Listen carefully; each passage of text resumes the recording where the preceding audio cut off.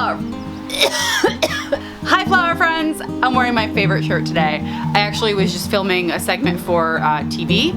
For those of you who don't know, I do a weekly gardening segment for a local television station. So this was episode 15, so this is the 15th week in a row that I've done it, and I was in some, you know, like my work clothes, my nice clothes, and I came home and it's time to go weed in the garden. So this is my weeding shirt and I freaking love it. Guess who bought this for me? My mother. She's crazier than I am.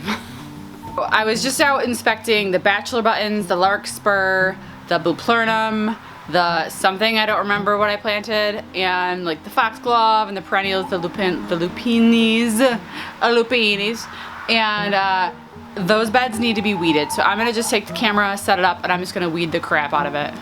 So it's actually quite warm out today. It's about 78 degrees and it's nice. But I decided to wear long pants because I want to wear my knee pads while I'm weeding. These are from Pro Joints. My husband got them for me for Mother's Day. I was harvesting all the tulips and the daffodils, and I would come in the house with like just dirty knees.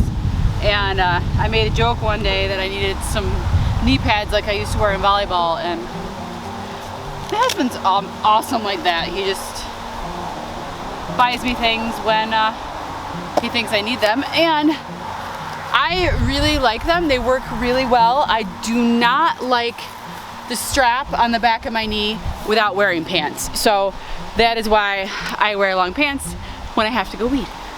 Okay, so this is a bed of larkspur, and as you can see, it's everything but larkspur. There's actually quite a bit of larkspur in here. So I'm gonna be on my knees weeding the larkspur around the plants, and then in between the rows, I'm just gonna use this beautiful, that's the head of it, and just go through in between my rows and lift up all of this grass that's growing up in between here.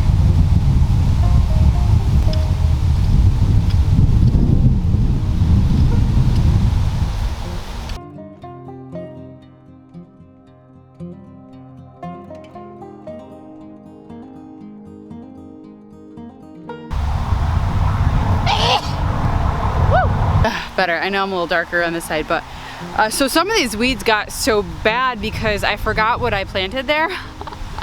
That happens, and I couldn't remember what I was looking for, and then by the time I realized, oh hey, it was larkspur, things had kind of gotten out of control, because there are a bunch of things in here that look just weeds that look like seedlings. It's very hard to tell the difference sometimes when you don't know what you're looking for. Larkspur is very distinct.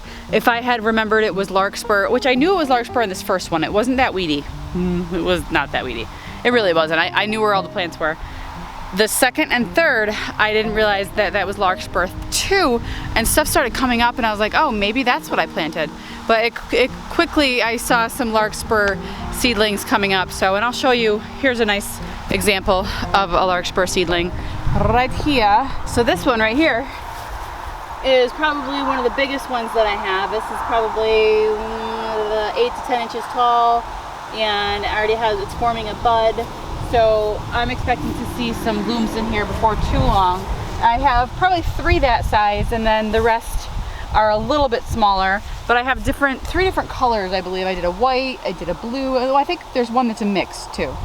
So also the bachelor buttons, loaded with buds, also loaded with bugs. Nothing, I don't think that's doing any damage, but I just keep shaking them off, and they're in need of some water. I don't know if you could see how easy it was for me to weed that area. It's so easy because it's so dry. We did get a little bit of rain, and it has been on and off raining today. It keeps going from massively bright to thunder and clouds.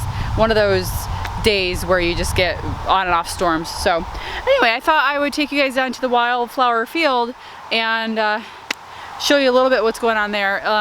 Nothing's in bloom yet, but things are definitely growing, and I'm so excited for what it's gonna look like.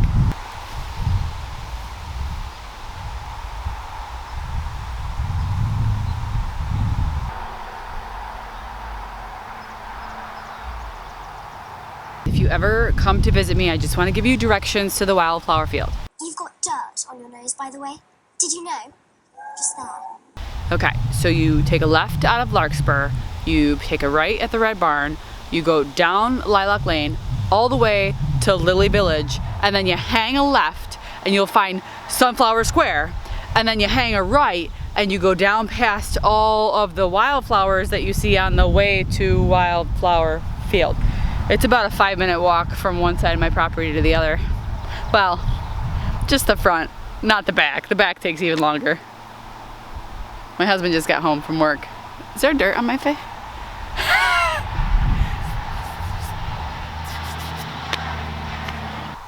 Okay, this is not cool. I was just showing you this the other day. Something came through and just ate the tops of more of my sunflowers. So I might have to kill something here. This is another 20 sunflowers that are just gone. I'm gonna have to put something here. Like I'm looking for, I can see deer. It's way back there. Way back there. Okay, so here's Wildflower Field behind me. Clearly not a wildflower field yet, but it's growing. It doesn't look like much right now, but there are cosmos in there that are 6-8 inches tall. There are bachelor buttons in there. There are so many varieties. There's poppies, there's everything in there. So it is about 3 weeks ahead of what it was last year. I didn't have any Cosmo buds until almost, the end of July, I'm thinking. So, but by the middle of August, I have a picture of myself, I'll throw it up here, from August 20th last year. Sorry if the wind is windy. It has a tendency to do that. So this is from August 20th last year, and we're in complete full bloom, and I'm 3 weeks ahead of that. So I'm hoping by the end of July, early August, this entire thing is in bloom, and it should stay in bloom until first frost. It did last year. So I'm very excited. This field right here is about 40 times bigger than it was last year. I still have the patch out front from last year.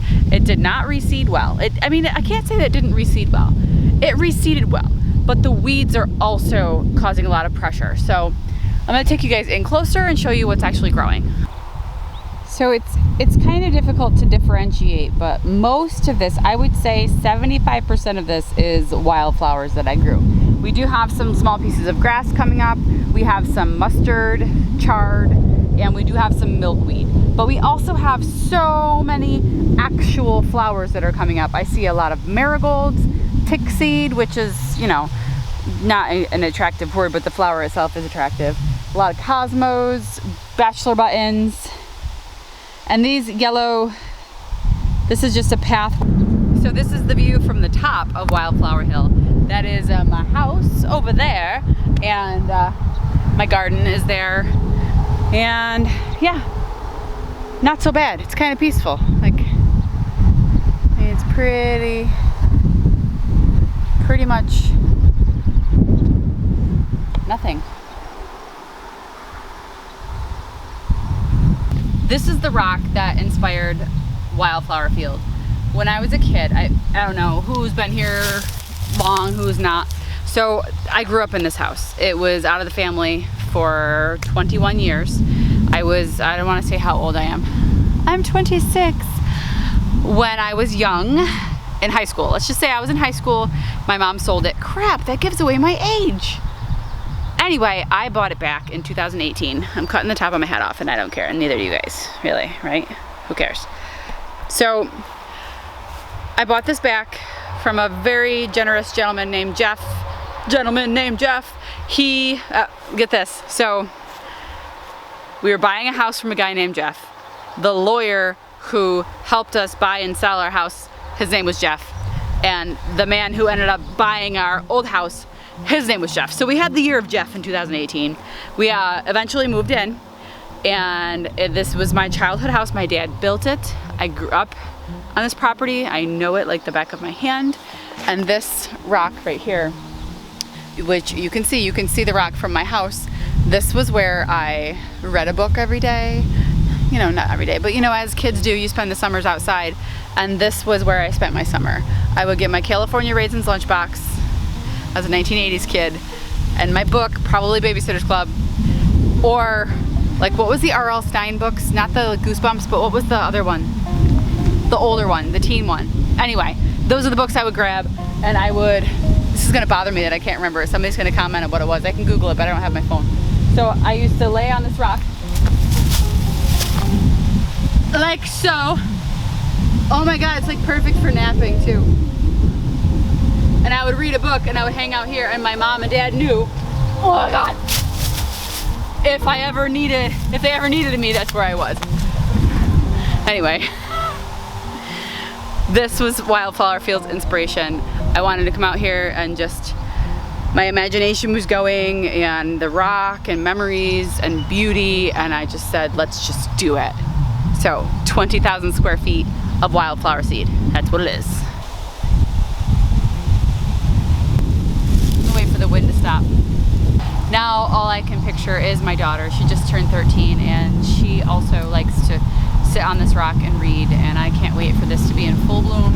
And I can't imagine the photo shoots that I'm gonna have out here. Like I said, I'm a photographer too, so, and I actually just had a local photographer reach out, and she's booking a week of evening photo sessions in this field. So I'm excited to share it. And I don't know, you know, it's just, I want to share everything. I love to tell stories. That's what I've been doing my entire life. And this YouTube channel is allowing me to do that. So thank you and welcome to all my new subscribers. I'm very excited that you're here. I want to know your stories too. And I love the conversations that are happening on these videos. If you guys have any tips for me, please send them my way. I'm learning. Every day I'm learning. So thank you so much for watching this video, and we'll see you in the next one. Just wanted to share this piece of the property with you guys. It's one of my favorite pieces. It reminds me of like an Alice in Wonderland scene. I don't know, you're like going into the woods. So anyway, I love it.